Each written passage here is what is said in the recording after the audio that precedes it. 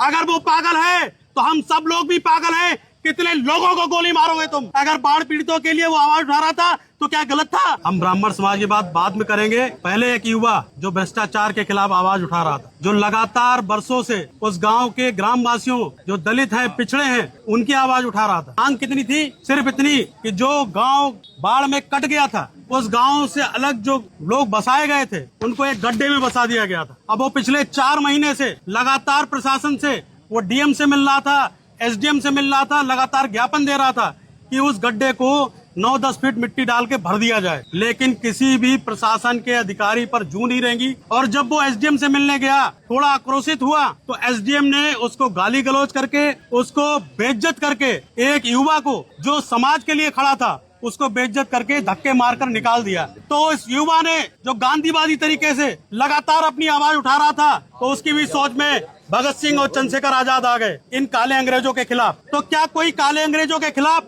अगर भगत सिंह, चंद्रशेखर बन रहा है तो उसके जिम्मेदार कौन है?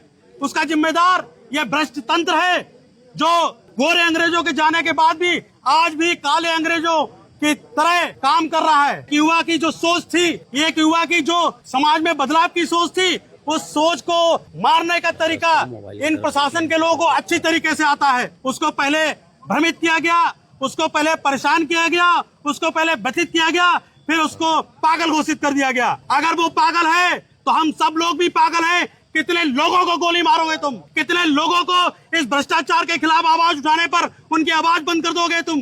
कोई भी सरकार हो, चाहे ये सरकार हो, चाहे कोई पिछली सरकारें रही हो, सब में भ्रष्टाचार कायम था, कायम है और आज भी कायम है। मैं उन नेताओं से ही पूछना चाहता हूँ जो जनता तुम्हें वोट देके चुनती है, क्या इसलिए चुनती है कि वो उन युवाओं को जो भ्रष्टाचार की आवाज उठा रहे हैं उनको गोली मार दे, या उनकी आवाज को समाज की आवाज समझकर उस पर काम किया जाए? क्या आवाज गलत उठा रहा था वो? अगर बाढ़ पीड़ितों के लिए वो आवाज उठा रहा था तो क्या गलत था? मैं मांग करता हूँ कि उन पुलिस वालों को, और जितने भी इस मानसिकता वाले पुलिस वाले हैं, चाहे वो यहाँ पर भी हो, वो सुन रहे हैं, वो अपने कान खोल के सुन। उनके भी बीवी बच्चे हैं, उनका भी परिवार है, कल को वो भी रिटायर होंगे, कल को उनके साथ भी समस्या आएगी, क्योंकि उस बच्चे के फादर भी, उस बच्चे के पिता भी कांस्टेबल थे, वो रिटायर्ड थे। तो क्या उनके दिल में दर्द नहीं होगा जो आवाज उठा रहा था? अरे भ्रष्टाचारियों, भगवान से डरो। जिस दिन उसकी लाठी चलेगी पता नहीं चलेगा इस सरकारें कब उड़ के चली जाएंगी। तुम्हारा ये कुर्सी ये 2 मिनट में चली जाएगी। और मैं मांग करता हूँ कि उन पुलिस वालों के खिलाफ हत्या का मुकदमा दर्ज हो। ये कोई इनकाउंटर नहीं है, कोई फेक इनकाउंटर भी नहीं है, सीधे सीधे हत्या है और जघन्य हत्या है, वीडियो कैमरों के सामने हत्या है। इतना प्रचंड साहस कैसे आ गया इन अधिकारियों में?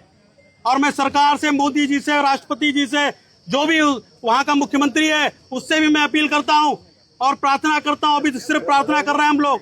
और ये मत सोचिएगा कि आज ब्राह्मण समाज केवल शाहजहांपुर में ही उठ रहा है।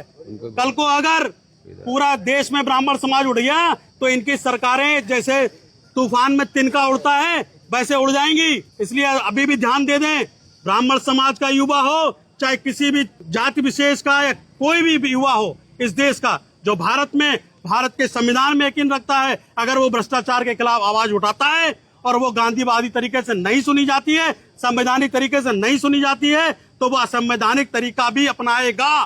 तुम कितने को गोली मारोगे ये मैं देखता हूँ। जय हिंद, वंदे मातरम।